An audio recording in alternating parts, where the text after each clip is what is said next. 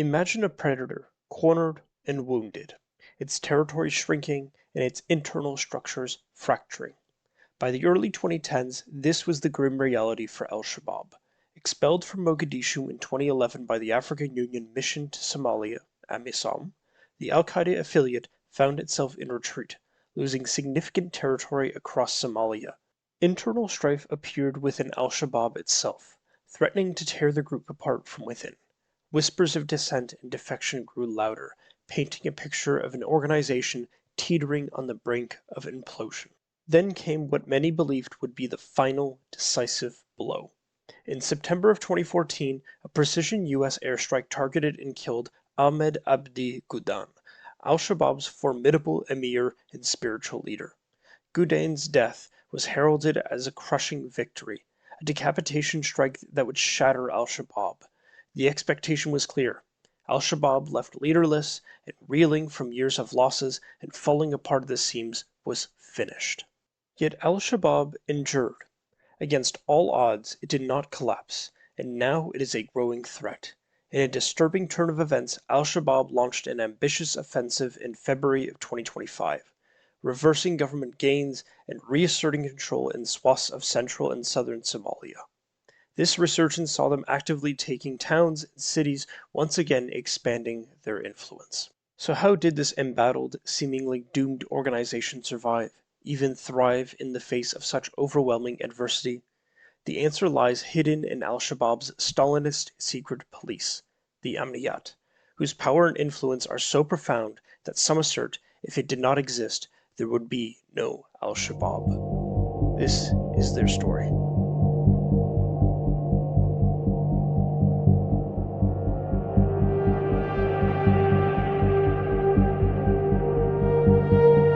To fully grasp the Amniyat's vital role in Al-Shabaab's survival, we must first delve into its origins and evolution within the larger organization.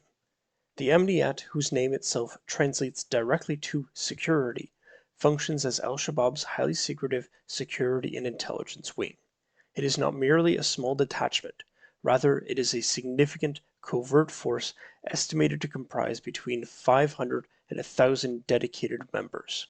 It serves as the foundation for Al-Shabaab's astonishing resurgence and its continued ability to survive in the face of relentless military pressure.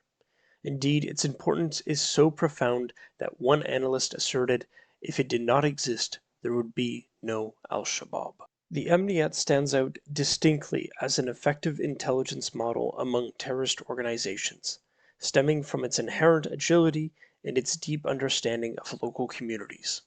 These qualities consistently allow it to outmaneuver an often more rigid and less adaptable Somali National Intelligence and Security Agency. The Amniyat's capacity to adapt, innovate, and embed itself within local social fabric has been a foundational element of Al-Shabaab's ability not only to survive the onslaught against it, but also to present a significant and persistent obstacle to the Somali state. Having examined the basics of Amniyat, I now turn to its original purpose, as Al-Shabaab's internal enforcer. This role focuses on maintaining control of the militant group's rank and brutally suppressing any whispers of dissent or revolt amongst its fighters, administrators, and crucially, within the very communities it controls. Given Al-Shabaab's decentralized structure made up of various clan-affiliated militias, the Amniyat is ever present at the command of the Emir Ahmed Diri, to keep these clans and militias in line and get rid of the leaders' competition. The Amniyat are also highly secretive as a separate unit with financial and logistical networks distinct from the rest of Al-Shabaab. Its members are then scattered into the rank and file of Al-Shabaab's various clan-based militias, the Somali government, and in the territories of so-called Greater Somalia, comprising Somalia, Kenya, Ethiopia, and Djibouti. In these places, they know what each clan is up to and if they are plotting to defect from Al-Shabaab or overthrow it. The Amniyat's fearsome reputation for swift and merciless retaliation at the slightest inkling of dissent amongst clans has been a crucial factor in Al-Shabaab keeping its hold on power and preventing fragmentation. They have been known to run their own judicial system outside of the conventional one used by Al-Shabaab to hand down prison sentences, and they have been known to assassinate members and leaders whose powers challenge that of the emir. These methods have led analysts to accurately describe it as a Stalinist secret police, making its members the undeniable elite of Al-Shabaab's militants. The Amniyat's presence within various parts of Al-Shabaab also serves as a critical counterintelligence function directed specifically at external actors attempting to penetrate the organization. Beyond monitoring for internal disloyalty, the Amniyat is relentlessly vigilant against foreign intelligence services, government agents, or rival groups seeking to infiltrate Al-Shabaab. While specific examples of successful external infiltration attempts being thwarted are, by their very nature, closely guarded secrets, the Amniyat's wide-reaching web of spies in local communities and even government institutions provides it with extensive eyes and ears. This network is designed to detect any unusual activity, new faces, or suspicious communications that might signal an external attempt to compromise Al-Shabaab. Even if an Amniyat member were to defect or be captured, it would serve limited use due to the Amniyat's strict policy of compartmentalization. That is to say that its members are often deliberately kept from knowing one another beyond their immediate, critical operational needs. This highly secretive structure ensures that an individual member possesses limited to no knowledge of the broader network's personal or intrinsic web of operations. For instance, an Amniyat agent tasked with intelligence gathering in one district would likely have no direct contact or knowledge of agents operating in different regions. This built-in redundancy and security measure is the main reason why the exposure of one member cannot lead to the collapse of the entire organization. To ensure absolute loyalty to Al-Shabaab, Amniyat recruits are specifically picked out of Al-Shabaab's existing fighters and are based on recommendations from other members. Amniyat members are also given a significant boost to their salary compared to regular foot soldiers. This demonstrates the importance of Al-Shabaab places on its covert security wing. By selecting individuals already immersed in the organization's ideology and operations, the Amniyat is then a deeply indoctrinated and committed force. Reports indicating Amniyat members are the most well-paid within the entire Al-Shabaab apparatus highlight a deliberate and powerful incentive.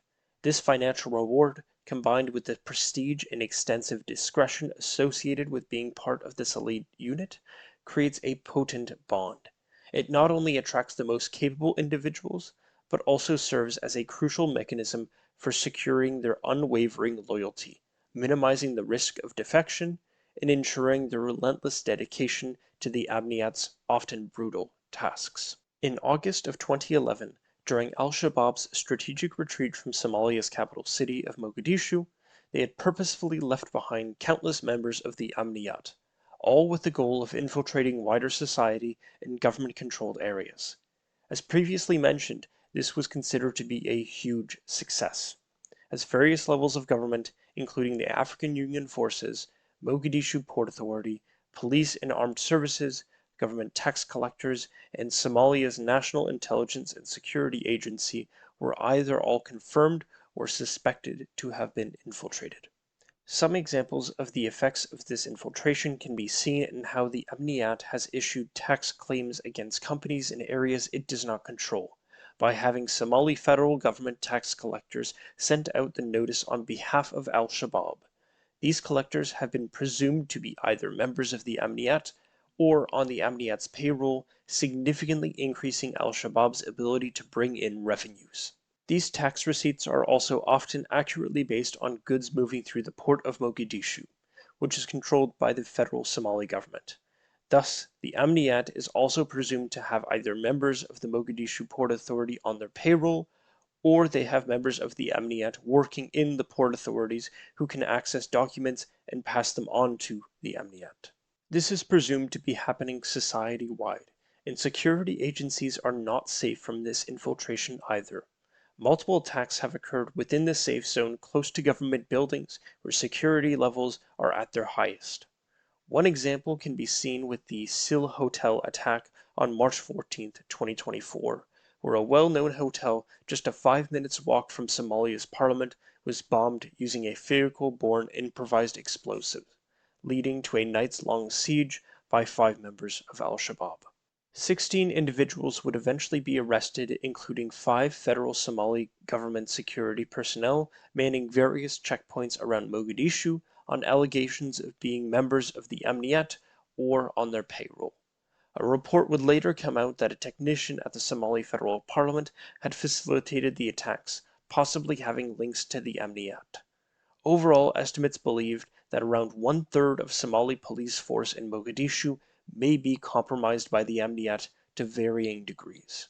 This level of infiltration has spooked workers in the federal Somali government to question their own colleagues.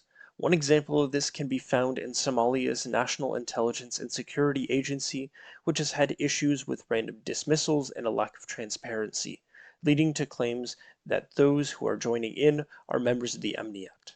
I personally don't think that this is true, given that 1, these claims have never been substantiated, and 2, that there is more logical reasoning, nepotism, based on clan affiliation, which has been documented to be a significant issue in the federal Somali government and in wider society of Somalia.